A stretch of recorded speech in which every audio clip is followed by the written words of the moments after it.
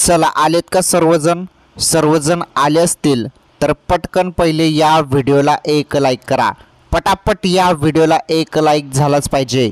मुख्यमंत्री माझी लाडकी बहीण योजनेसंदर्भात आताची सर्वात मोठी अपडेट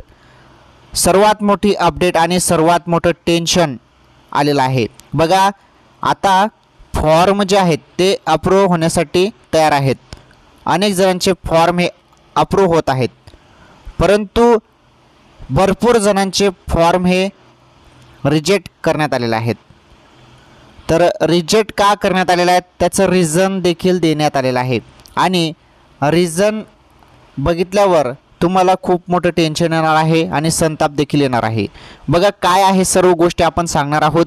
व्हिडिओ नक्की शेवटपर्यंत पूर्ण बघा, खूपच महत्त्वाची माहिती आहे आणि हा व्हिडिओ तुम्हाला शेवटपर्यंत पूर्ण बघायचा आहे, कारण सर्वांचाच फॉर्म इथे रद्द केला जाणार आहे असं दिसून येत आहे। कारण ते रिझन काय आहे ते रिझन तुम्ही बघून घ्या, तेव्हा तुम्हाला संपूर्ण समजून जाईल। चला काय रिझन आहे सर्व समजून घेऊया। तर पहिले बघा, पहिलं जे रिझन आहे ते आपण पहिले बघू। हे बघा, अर्जदाराने हमीपत्र दिले नाही अथवा हमीपत्रात त्रुटी आहे, इतर कारणे। तर बघा हमीपत्रानुसार जे रिझन देण्यात आलं आहे, हमीपत्राचं रिझन काय देण्यात आलं आहे की हमीपत्रामध्ये खुणा केलेल्या नाहीत। ठीक आहे, हे रिझन आपण पकडू शकतो की हमीपत्रामध्ये खुणा केलेल्या नाहीत म्हणून अपात्र करण्यात आलेला आहे हा फॉर्म। परंतु पुढे तुम्ही रिझन बघा, आता महत्त्वाचं रिझन हे बघा, हे खूपच महत्त्वाचं रिझन आहे। हे बघा इथे जे काही आधार कार्ड आहे ते आधार कार्डवरती जी माहिती आहे, आधार कार्डची माहिती ती इंग्लिशमध्ये भरा असं सांगण्यात आलेलं आहे। बघा यामुळेच टेन्शन वाढलेलं आहे आणि संताप देखील येत आहे। जरी तुम्हाला फॉर्म जे आहेत ते फॉर्म हे इंग्रजीमध्येच पाहिजे होते तर तिथे कॉलममध्ये मराठीचं का विचारण्यात आलेलं आहे। पहिलेच हे सांगितलं पाहिजे होतं, जी आरमध्ये सांगितलं पाहिजे होतं ना की तुम्ही फॉर्म जो आहे तो इंग्रजीमध्ये भरा। हे बघा आता फॉर्म रिजेक्ट होत आहेत आणि त्याचं रिझन बघा काय आहे, अर्ज इंग्रजीमध्ये भरावा व कागदपत्रे दोन्ही बाजू जोडावेत। ठीक आहे, कागदपत्रे आम्ही दोन्ही बाजू जोडतो, परंतु फॉर्म इंग्रजीमध्ये भरा असं म्हटलेलं आहे। म्हणजे पुन्हा फॉर्म आता एडिट करावा लागणार आहे। आता एडिट करावं, ज्यांना एडिटचं ऑप्शन आहे ते एडिट करतील, परंतु ज्यांचं एडिटचं ऑप्शन गेलेलं आहे त्यांनी काय करावं आता अनेक जणांचा एडिटचा ऑप्शन गेलेला आहे, त्यांनी एडिट करून पहिलेच दुरुस्ती केलेली आहे, परंतु त्यांचा फॉर्म हा मराठीमध्ये भरण्यात आलेला आहे। बघा मराठी भाषेचं इथे कारण देण्यात आलेलं आहे। आपली महाराष्ट्राची मराठी भाषा असूनही हे आता इंग्रजी ते घालत आहेत। बघा इंग्रजीमध्ये फॉर्म भरावा असं त्यांनी इथे कारण दिलेलं आहे। तर हे मला खूप याबद्दल संताप आलेला आहे आणि टेन्शन देखील आलेलं आहे, कारण एवढे फॉर्म आपण भरलेले आहेत, पुन्हा ते फॉर्म आता रिजेक्ट होतील। रिजेक्ट झाल्यानंतर जरी सांगता येत नाही पुढे एडिटचं ऑप्शन देतील किंवा नाही, तर होईल ते, नाहीतर तुम्हाला दुसरा फॉर्म भरावा लागेल, कारण रिजेक्ट या कारणाने होत आहेत। इंग्रजीमध्ये फॉर्म भरा म्हणे बघा।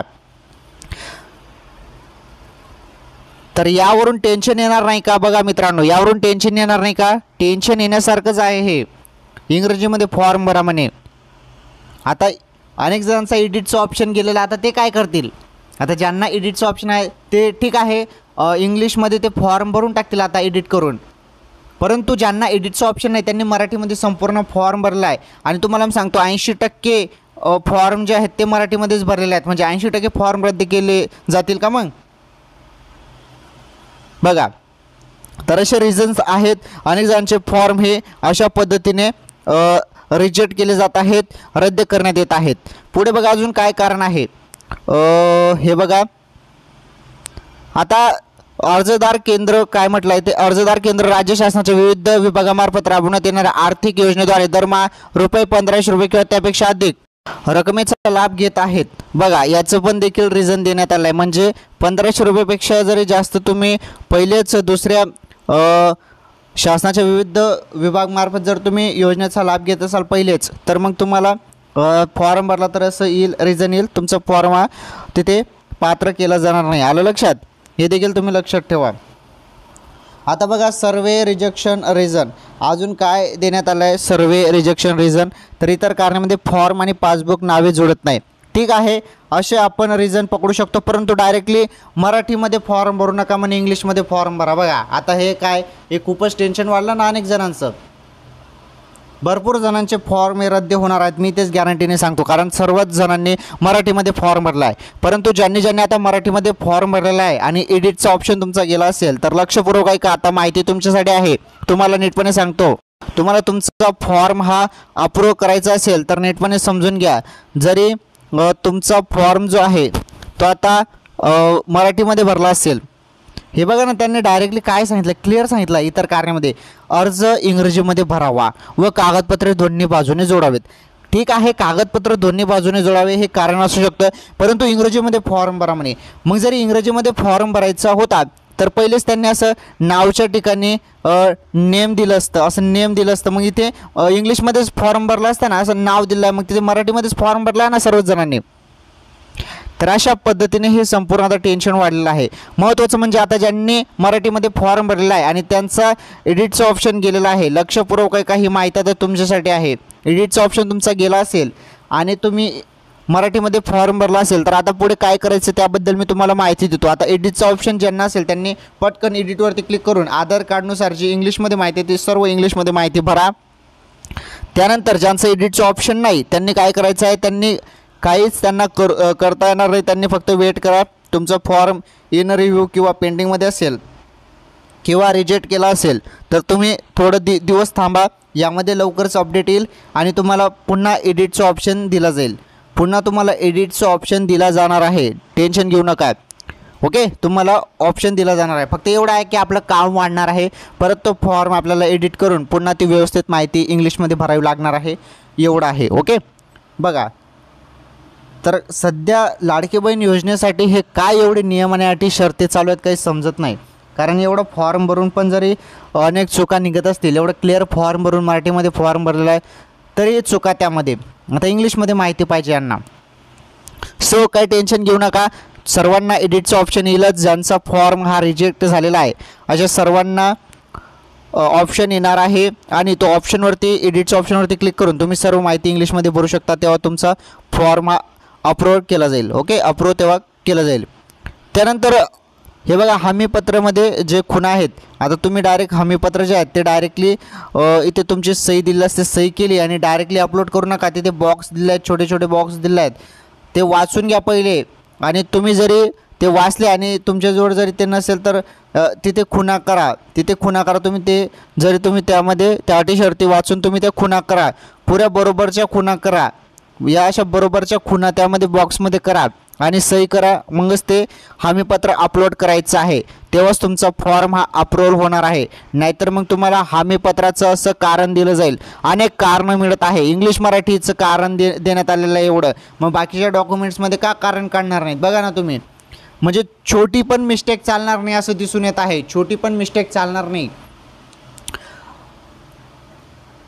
एवढे कडक नियम या लाडकी बहीण योजनेसाठी यांनी ठेवलेले आहेत ना, तर बघूनच आता संताप येत आहे. ठीक आहे, बघू आता काय होतं काय नाही. लवकरच ते आपल्याला ऑप्शन देतील एडिटचा, काही टेन्शन घेऊ नका. मला फक्त एवढंच म्हणायचं होतं की जो ऑप्शन तुम्ही दिलेला आहे तो मराठीमध्ये फॉर्म ज्यांनी भरला आहे मराठीमध्ये पण स्वीकार करण्यात आले पाहिजे होते. मराठीमध्ये फॉर्म भरला तर मराठीमध्ये पण अप्रूव्ह भेटायला पाहिजे होते, परंतु अप्रूव्ह भेटलं नाही. का भेटलं नाही? कारण इंग्रजीमध्ये फॉर्म भरा म्हणे, तर मराठीमध्ये पण फॉर्म भरला असेल तर त्यांचा फॉर्म हा मंजूर करायला पाहिजे होता, एवढंच माझं म्हणणं आहे. बघू आता काय होतं काय नाही. जरी वरती जरी समजलं तर मराठीमध्ये ज्यांनी फॉर्म भरला त्यांचे अप्रूव्ह करा असे जरी आदेश आले तर मग तुम्हाला काही करण्याची गरज नसणार, तुमचे फॉर्म हे मंजूर होऊन जातील, काही टेन्शन घेऊ नका. आलं लक्षात? आणि माझी लाडकी बहीण योजनेमध्ये जे पात्र होतील, ज्यांचे फॉर्म हे मंजूर होतील त्यांनाच गॅस सिलेंडर 3 मोफत गॅस सिलेंडर मिळणार आहेत, हे देखील तुम्ही लक्षात ठेवा. त्याचं GR आलेलं आहे, त्याबद्दल सर्व माहिती मागील व्हिडिओमध्ये मी दिलेला आहे. तो व्हिडिओ तुम्ही बघितला नसेल तर आपल्या चॅनलवर जाऊन तो व्हिडिओ बघू शकता. आणि महत्त्वाचं म्हणजे आता तुमचा फॉर्म चेक करा, नारी शक्ती दूत ॲपवरून तुमचा फॉर्म चेक करा. तुम्हाला बघा इथे रिजेक्ट करण्यात आलेला आहे का? रिजेक्ट करण्यात आलं असेल तर त्याचं रिझन काय आहे, काय कारण आहे, मला कमेंट्समध्ये सांगा, पटापट कमेंट्समध्ये सांगा. जरी तुम्ही मला ते सांगाल, तुमची समस्या मला सांगाल, तेव्हाच मी तुम्हाला मदत करू शकतो आणि पुढील व्हिडिओमध्ये सर्वांची मी मदत करेल. त्यामुळे आता तुम्हाला जे प्रॉब्लेम येत असेल ते मला कमेंट्समध्ये सांगा. तुमचा स्टेटस काय आहे, पेंडिंग आहे, रिजेक्ट झाला का काय, ते सर्व गोष्टी मला कमेंट्समध्ये तुम्ही सांगू शकता. ओके, तर मुख्यमंत्री माझी लाडकी बहीण योजनेच्या या व्हिडिओमध्ये एवढंच. काही नवीन अपडेट याबद्दल असेल किंवा काही यावरती तोडगा असेल तर नक्कीच तुम्हाला पुढील व्हिडिओमध्ये सांगतो. धन्यवाद.